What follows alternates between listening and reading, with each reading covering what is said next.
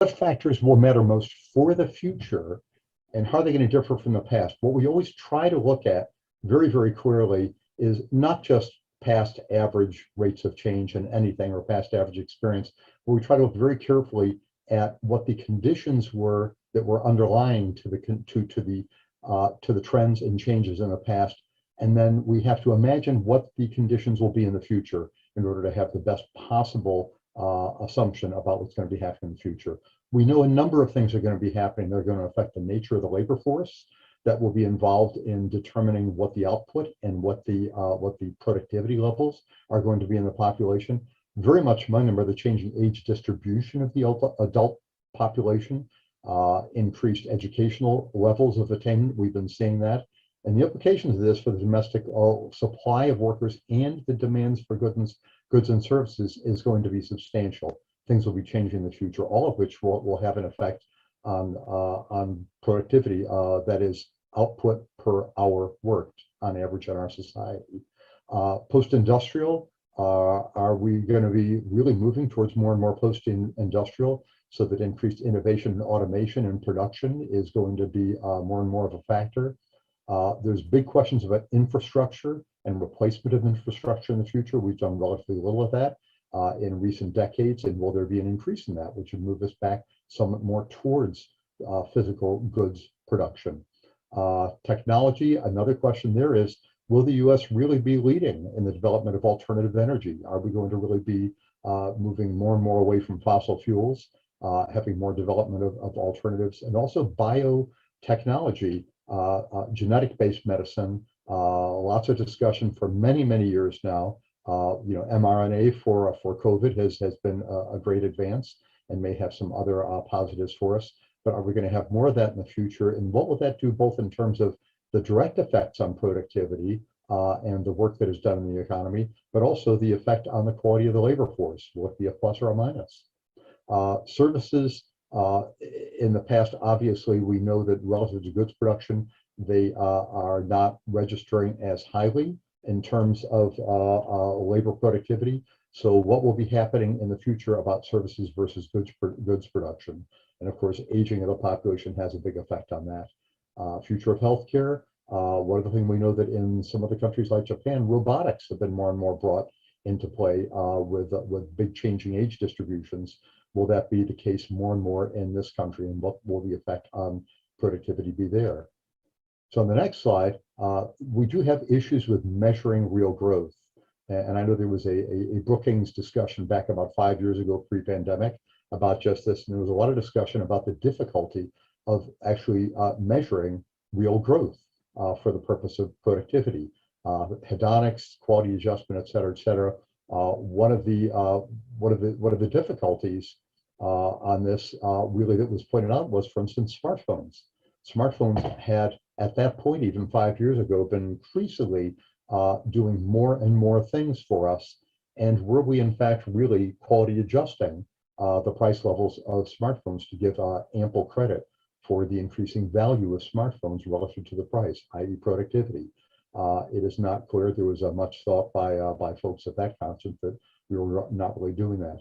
So the bottom line, really, the way this translates into real earnings, as Jim indicated, is critical to the standard of living, but more specifically for Social Security projections, the wage growth versus price growth is really critical.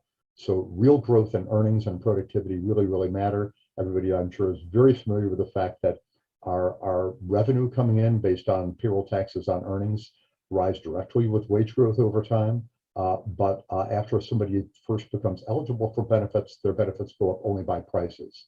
So the degree of positive real productivity and wage growth is really, really an important factor.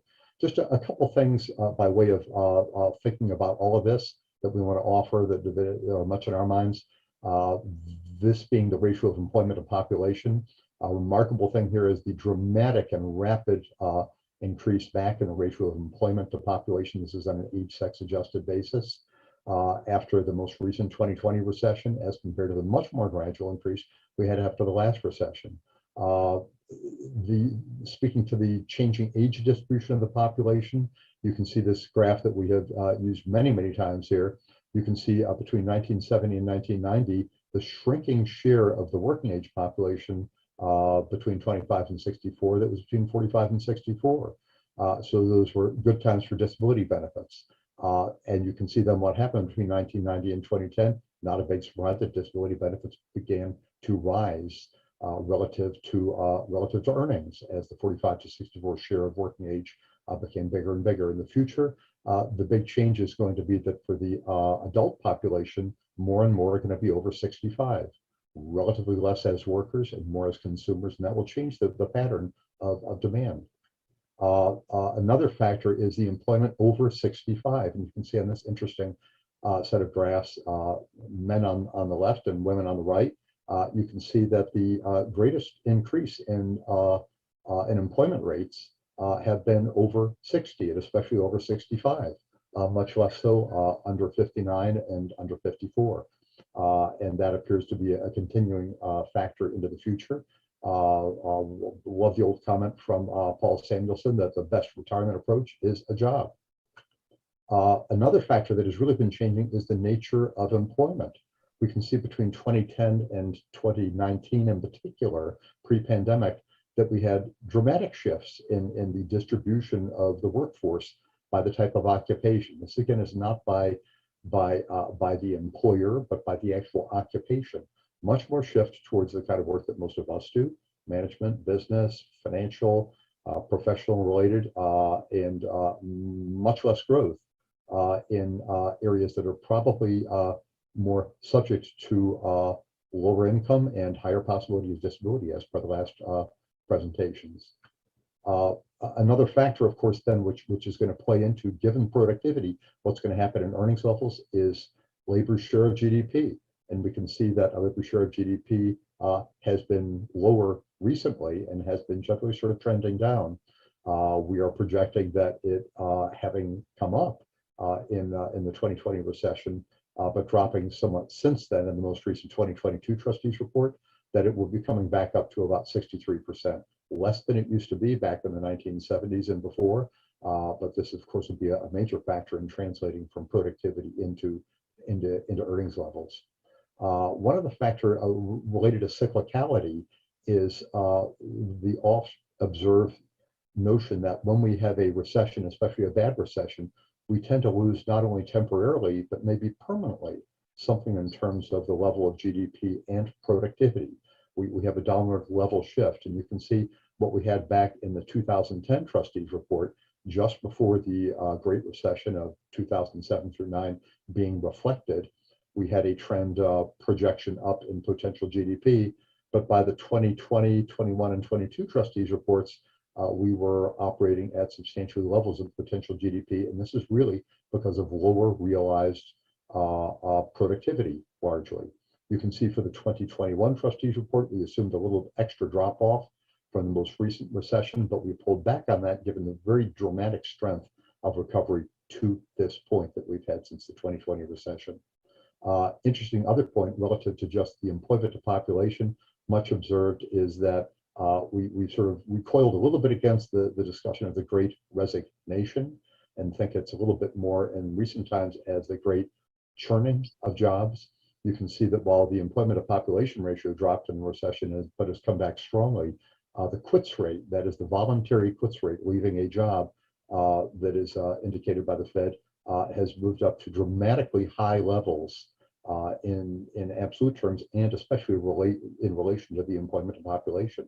So it's just another indication of the very strong demand for jobs now relative to the number of labor force that are really ready to go. And so we will see how this goes in the future, will this be persistent or not. On labor productivity growth in particular, this is just another illustration of how back through the 1970s, we had somewhat higher levels in general, but we have had lower levels. The little dashed black line shows you what the 20-year moving average is, and it has been meandering around. This is, by the way, total economy, labor productivity, that is indicated here. And you can see the 20-year average has actually trended down more towards like about 1.5%. We are assuming about a 1.63% ultimate. in the future. The question is, will we get back up to that? Will we be lower, or will we rise back up to the level of the 1970s? Finally, we have a table here, not all of which we will try to absorb here in this short amount of time, but do want to indicate, and I don't know whether the little arrow on my mouse cursor is showing up, but we would probably put our most emphasis here on the non-farm business sector, which is where we see most of the attention paid by private forecasters.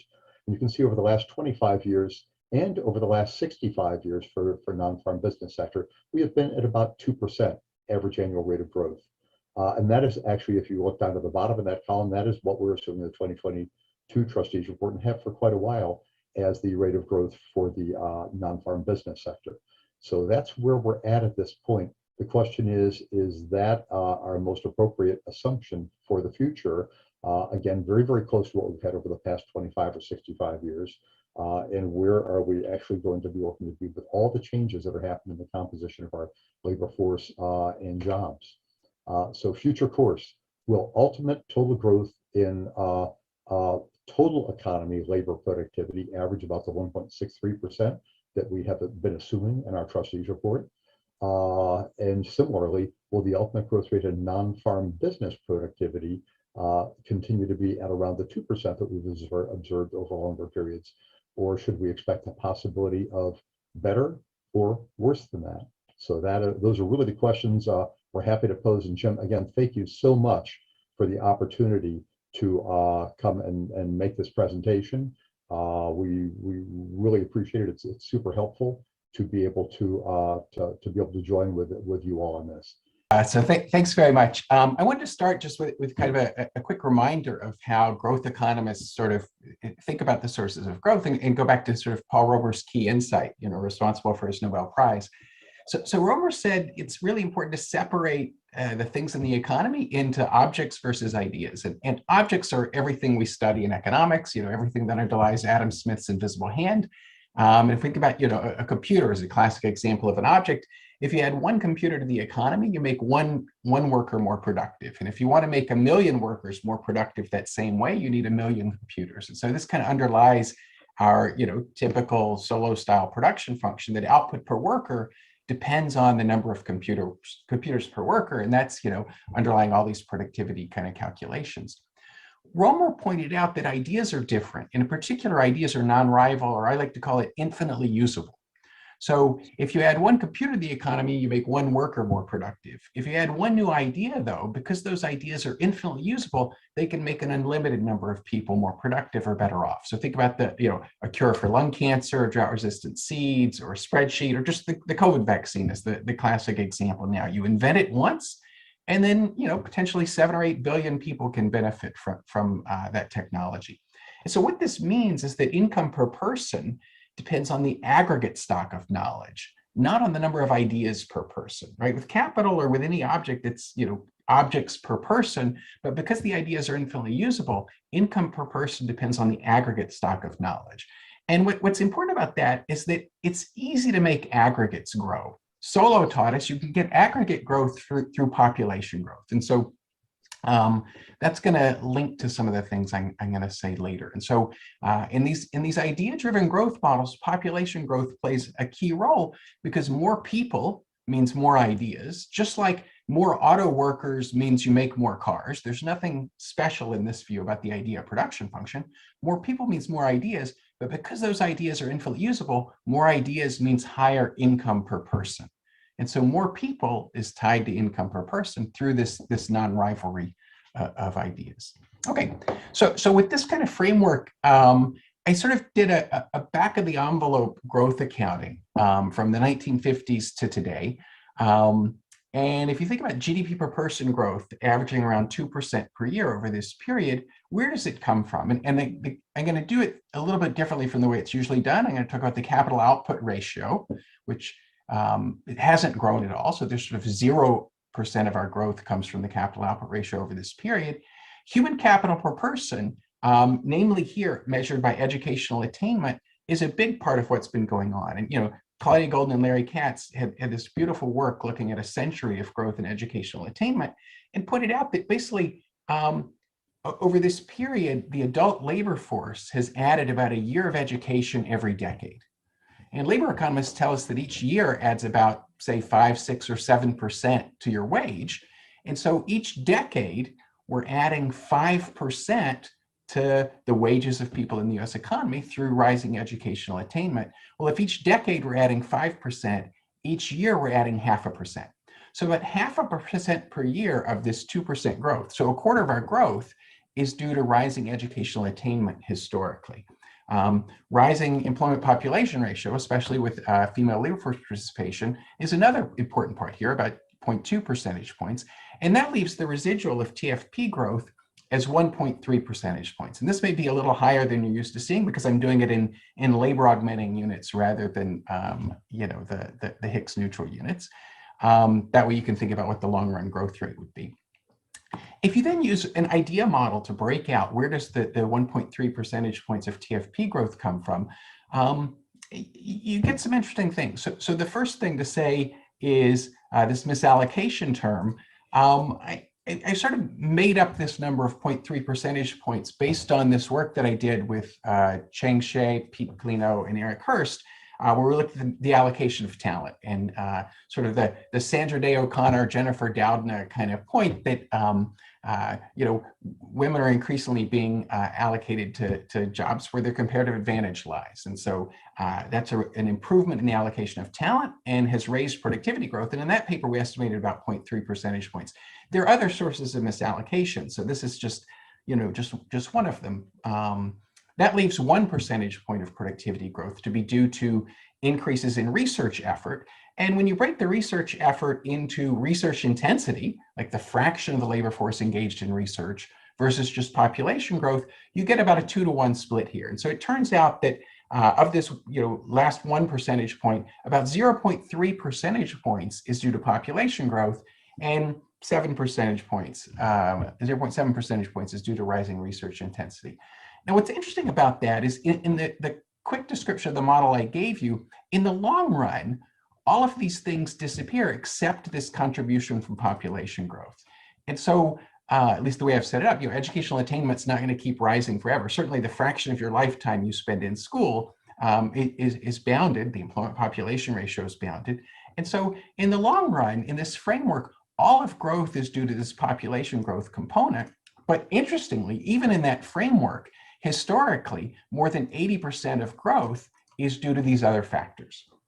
Now, what's interesting about that, as I pointed out, is that these other factors are transitory. Rising educational attainment, rising labor force participation, declining misallocation, rising research intensity. In the long run, those things can't contribute to growth because they're bounded.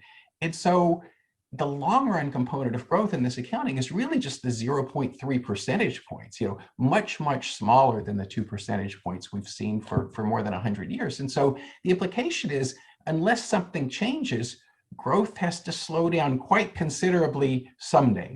Now, how soon is someday is an interesting question. So I wanted to structure the rest of my comments about why future growth might be slower, and then why it might not be slower and what some uncertainties are. So the first reason why it might be slower is this growth accounting I just presented. A second reason is, our idea is getting increasingly hard to find. And in particular, some of the numbers that Steve just showed us, per capita GDP growth, productivity growth, these kind of things have slowed down a lot in the last two decades. So 2003 to 2018, before the pandemic, instead of 2% growth in GDP per person, we were almost half that. And then the next 3 points I want to make, I have some slides for, so let me turn to those. But slowing, other sources of slowdown. So I mentioned that rising research effort in these idea models, where do you get growth? You get it from throwing researchers at these problems. And the growth rate of the research effort is really the key source of long-run growth. Well, if you look at the growth rate of research effort around the world, it's slowed down. So the world number slows a little bit, the OECD number slows quite a bit more, and the US number slows quite a bit as well. Maybe it's slowed by about a factor of a third. And so we're not throwing resources at these problems the same way we were in the past, and maybe that's related to the slower growth we're seeing. Another interesting point, here's what fraction of investment is in these infinitely usable kind of things, the intellectual property products. And this is broken down into software and entertainment, which I don't want to emphasize today, and then R&D. And the interesting thing when you look at the R&D numbers that you're probably all aware of is that the total amount of R&D in the US as a share of GDP has been pretty stable, around 2.8 or 3% per year. But the composition's really shifted. It's shifted away from government-funded R&D into privately funded R&D. And you might think, maybe that's a good thing. Maybe the more the private sector does, the better. On the other hand, if you have a pipeline view of R&D, which is the government funds the basic research and the private sector commercializes the innovations that come from the basic research, you might be worried that somehow our pipeline isn't what it used to be. And I think it's an open question how large that effect is, but certainly when you look at the data, this kind of thing jumps out at you.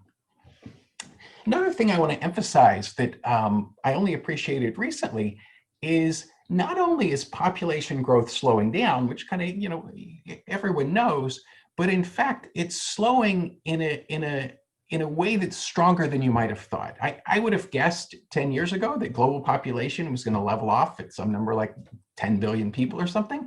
I'm not so sure that's true anymore. And there's this nice book by Bricker and Ibbotson called The Empty Planet. And what it points out is that all around the world, fertility rates are falling and they just shoot through 2 or 2.1. If you think, women on average need to have 2.1 kids per woman in order to keep population stable.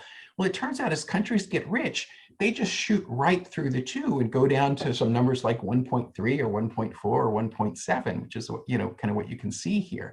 What's interesting is at the microeconomic level, there's nothing special about above 2 or below 2. Fertility falls 5, 4, 3, 2, and less. There's nothing special at the micro level, but at the macro level, it's absolutely crucial because whether population stabilizes or grows or declines depends on that in a critical way. And so our standard growth models just assume positive population growth. And you get this view of the world that we get exponential growth in incomes because of the ideas that these rising number of people produce for an exponentially growing population. And that's a pretty nice view of the world. On the other hand, it turns out if population growth is negative, so that the level of population starts declining, you get a much, much more pessimistic view of the future, which is living standards stagnate, growth comes to an end, and the population vanishes. And so, the fact that this is what the data look like make me, somewhat nervous about what the future of growth looks like, other things equal. Okay, why might growth not slow down so soon? I think the finding lost Einsteins is really an important point, and it's got several dimensions. So the way I like to think about it is how many Edison's endowedness have we missed out on historically for various reasons? And one of those key reasons is the rise of China and India and other emerging markets, right? So China and India each have as many people as the US, Europe, and Japan put together, more than 1 billion. And so, in 1980, those economies were too poor to be pushing the global frontier forward. But in the last, 20, 30, 40 years, we've seen economic growth take hold. And increasingly, those economies are producing innovations that push the global frontier forward. So that's kind of, another 2 billion people that we can potentially use to throw at these hard idea problems. A student at Stanford, Jean-Félix Bruyette, pointed out that only 3% of inventors were women in 1976, and in 2016 that number is still only 12%. So again, how many Jennifer Doudnas are we missing out from this misallocation of talent? And Bell, Chetty, Van Reenen, Jaraval et al., I'm missing someone I'm sure, point out the same thing applies to poor talented people. So there's all this talent that we're not taking sufficient advantage of. So by improving the allocation of talent, could we increase the amount of research by a factor of 3 or 7, plausible over the next century? How big of an effect on growth would that have? It's actually surprisingly small, I think, when you look at it. So a really key parameter in all these models is how large is the non-rivalry of ideas and how large is the increasing returns associated with that. I think some number like 1/3 is not crazy, although it's hard to know. In that case, this sort of tripling the research effort would only raise incomes in the long run by 40%. A 7-fold increase in research effort would only raise incomes in the long run by 90%. And so if you convert that to an annual growth rate for a century, it could raise growth by 0.3% or 0.6%, maybe, but it's not a huge change on the other hand.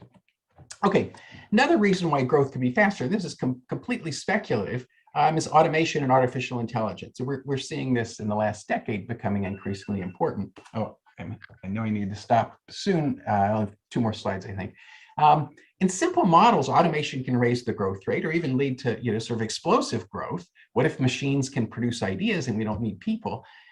Importantly, we've had centuries of automation and they haven't sped up growth. And so I think probably those simple models are too optimistic, although there's lots of interesting work to be done there. Uncertainty, long and variable lags. You look at the breakthrough patents and the 1950s and 60s were the best decades for growth in the 20th century, and they don't stand out as being special from patents. And in fact, the 1930s was the best decade for innovation up until recently. So I think this long and variable lag view is really important. Uncertainties about the shape of the future idea production function. I think if you look at the past, a view that ideas are getting harder to find, and they've always been getting harder to find, is kind of the right view of the past. But there's no reason the past has to be a good guide to the future. In the interest of time, I won't go through these scenarios and why they make sense or not, but the future could be different. Maybe we're going to invent some great new idea that's going to cause things to take off, or maybe we're going to run out of ideas. It's sort of hard to know. Okay, so just to conclude, this is my favorite picture in all of economics. You can see the 2% growth for the last 150 years in GDP per person. And so that always makes me a little skittish in saying, well, growth could slow down or speed up. For 150 years, it's been pretty close to 2. And so at some level, 2 is not a crazy bet to make. On the other hand, there's nothing in the economics that says 2 is a law of nature. And when you look at it, I think the preponderance of the evidence suggests slowing down is maybe more likely than speeding up. So I think, Stephen, in terms of the numbers you showed, if I were looking at total economy, labor productivity, I think the main thing I would do that is important is just consider some heterogeneity. I think there really is a lot of uncertainty. It's not crazy to think growth could slow down to 1% per year over the next 25 years. That's what we've seen in the last 15 years. On the other hand, artificial intelligence, machines, biotech could raise growth. 2.3, even 2.3 seems really high to me. If you took the average of these and got 1.6, that might be okay. I guess my bias would say it's more likely to be lower rather than higher. So I would put more weight on the slightly lower numbers than the high numbers. But anyway, that's what I have to say. Thank you very much. Okay, well, I'm delighted to have the opportunity to talk to you all and actually listen to these 2 fascinating presentations. I'm going to take a little bit of a different tack. I will circle back to more explicit productivity issues, but what I'd like to do is focus on the relationship between gender and Social Security contributions. So as you know, earnings are what contributions are based on, and that has 2 components, both of which can differ by gender. Labor supply, where labor force participation is a big factor, and we talked about that in previous presentations. Labor force attachment at a point in time and over the life cycle, and earnings, wages, which are hourly earnings, and they have the closest relationship to the theme of productivity. And all of that can differ by gender. I'm going to talk about that historically and also where we may be going, though I wouldn't try to match the precision that Steve and his colleagues need to have. And then labor supply and earnings, and wages determine earnings. So I'll just look explicitly at what we know from the past about earnings and the earnings cap. And then I just want to briefly mention an issue that's kind of unique to considering gender and hasn't come up yet. But gender issues can influence the relationship between contributions and benefits. And what I have in mind here are spousal or dependent benefits. So some individuals who don't have any earnings do receive benefits based on their spouse, and those individuals are disproportionately women. Further, again, disproportionately women who have relatively low wages and intermittent participation can actually do better, even though they've made some contributions, collecting their spousal benefits, and that's called dual entitlement. So what happens over time is as women's labor supply and wages increase, they move out of these categories and into individuals whose benefits are solely dependent on their own contributions. So I'll say a few words about that. And then mention future trends. And I want to point out that trends, which hasn't come up too much yet, are dependent on policy. And I'm not talking about Social Security policy. In this case, I'm talking about policies that could influence women's labor supply and women's wages. So let's start with labor supply.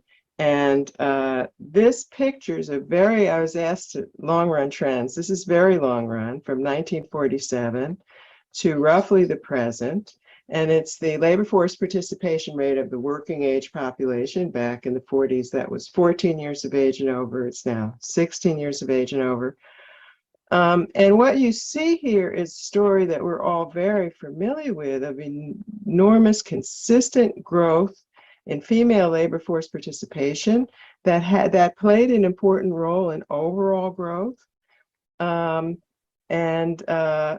But starting in the mid-1990s, this plateaued and flattened out. So we're now entering, after 50 years of growth in female participation, we're now entering 2 decades of plateauing. I would downgrade any idea that there's an actual reduction. Yes, there's been a bit of a decrease for women, but note that it very much matches the pattern of the decrease for men over the Great Recession, over certain shifts in the age distribution, and over the pandemic. Now, why has this flattening occurred? There's no consistent, there's no consensus on what the explanation is, but there is a strong view that policy is potentially important in this, especially the role of work-family policy. Some work I did with Larry Kahn in 2013, we pointed out that the United States, since 1990, has gone from one of the leaders in women's labor force participation among the OECD countries to one of the lowest participation rates. And indeed, countries that had much lower participation rates a number of decades ago have not only caught up to us, but have surpassed us. And in our econometric analysis, it suggested that work-family policy played an important role here. But let me just back up and say what this means is we haven't necessarily hit a ceiling that we can't push beyond, because many other countries have. And the difference is partly what we found was important was their much more generous parental leave policies than the United States. Just to mention, the United States has 12 weeks of unpaid leave. We found over a year of paid leave was the average for the other countries. And the generosity's increase since the 90s has played a role in those countries surpassing us. Now, one issue I'd like to return to is for parental leave, the relationship between participation, which certainly has a positive effect, and wage differentials is a little complicated. And very long parental leave policies can potentially adversely affect relative wages and productivity of those in the labor force. Alvetti and Petrangelo point to the important role of childcare, which let me say is actually in kind of a crisis right now in the United States with rising costs and lowered supplies of workers, as also being important. So another issue is how much these contributions are over the life cycle. And in some work I've done with Khan, Babashko, and Comey, I've taken these figures from there and looking first at all workers. These are gender gaps in full-time work experience, past work experience. And you see that those gaps have fallen markedly over time, both for all workers and even in the full population. That includes those currently out of the labor force. From 6.5 years in 1981 to just about a year in 2015. Now, this is important for contributions to Social Security, but it is also important for the productivity discussion. Work experience is one of the two major human capital variables that we emphasize in analyzing wages. The decline in these gaps are an indicator of the rising productivity of women. Of course, the other major indicator is education. And there, back in 1981, men were slightly better educated than women. Now women have actually surpassed men, not just in the United States, but in most of the developed world. So women have really enhanced their human capital, and that has shown up in their wages. And we've seen steady increases in the relative wages of women. A big issue, non-trivial issue here is that the increase, and these are wage ratios, female to male wage ratios. The increase was quite steep in the 80s and has not plateaued, but has become less sharp in the intervening years. So I don't have too much time, but I'd like to talk about analysis Larry Kahn and I did of the wage gains, because this does point to some of the factors, and particularly the rising productivity of women relative to men. So let's just start in 1980. The blue bars are just unadjusted wage ratios that we just saw. The rust bars are adjusted for major human capital factors, namely actual labor market experience and education. And then the green bars additionally control for industry, occupation, and unionism. And what you see is a story I was kind of brought up on, where adjusting for human capital gives a significant boost to women's relative wages because there were significant human capital differences. And then a further boost we get from adjusting for industry and occupation because those differences were significant. The big news when we fast forward to 2010 is how relatively unimportant the human capital component is. Women's human capital gap with men has close to closed. Again, this is a bit of a net effect because women still lag a bit in experience, but they surpass men in education. Industry and occupation are still quite important, but this is a bit misleading in the sense that there's been enormous convergence in occupations or significant occupational gains for women in managerial and professional jobs. That's kind of masked by this analysis because what we found is that women still do lag men. There's still a considerable difference in occupations and actually in industries. And also the returns to being in some predominantly male areas have gone up. So the penalty women pay for the occupational differences has gone up. Quickly, because we're interested in the cap, how are more skilled women faring? And what we found, and I'll show you some evidence of this, is that the gender wage gap has closed more slowly at the top of the wage and earnings distribution than at the middle and the bottom.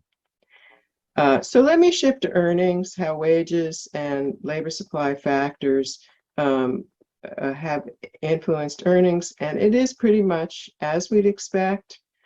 Earnings differences between men and women have declined. The ratio's gone up more in the 80s than subsequently. In light of what I just told you, about wage differences at the various ends of the distribution, we see that earnings differences have actually increased. Excuse me, earnings ratios have increased more at the 10th and the median than they have at the top. And so what we see in terms of the share above the earnings cap is that, and there's first of all a huge gender disparity here. So I'd like to point out to Social Security that women have been a big resource in the sense that a very high proportion of their earnings are taxed. The gender difference has narrowed a bit, but it's still substantial, with 10% of men above the cap compared to 4%, having earnings above the cap compared to 4% of women. Spouse benefits, I'm running out of time, but I just want to point out that women contributing as workers only has solely on their own as workers are a higher share now of women receiving benefits, and I would expect that to continue to increase.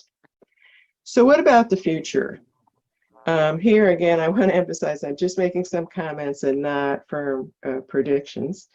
But labor force participation, it looks, after 20 years of stability, a little bit like future earnings increases are on, future participation increases are unlikely. And I noticed that Steve and Karen's model did not predict any major increases. Again, policy could play a role, work-family policy. Wages, I would say, given past progress, from the human capital domain, I don't see much further increases just because women now are 57, 58, 59, 60% of college graduates. I wouldn't expect or even want it to go further than that. And actually, I'd like to see a little bit of restoring of gender parity in that. This is recent graduates. And the human capital gap has almost disappeared. Differences in occupation and industry between men and women have more scope for progress, but the integration of occupations has slowed since the 1990s, and there's never much evidence of reduction in industry differences between men and women. Those have been quite firm. I didn't show you this in the graph, but the unexplained gap in pay between men and women, not due to human capital or occupation or industry, has not narrowed since 1990. Now, first of all, it did narrow in the 80s. What did that mean? I'd say that was an indicator of rising productivity, either due to improvement in women's unmeasured characteristics, or as Chad in that very interesting work he mentioned, reduction in discrimination and misallocation, more fully utilizing women's abilities. But the unexplained gap has not narrowed since 1990, so it's not too optimistic there. But policy could matter, work-family policy, and especially more spending on childcare. Though given the very low levels, I'd also say parental leave in the United States could be increased and made more generous. The repeal of abortion rights in many states and possible other limitations on contraception are a concern in this regard. And just briefly, there are new anti-discrimination approaches that might have some evidence in favor of them that might help reduce discriminatory wage gaps. And these are salary history bands and pay disparity. So thank you.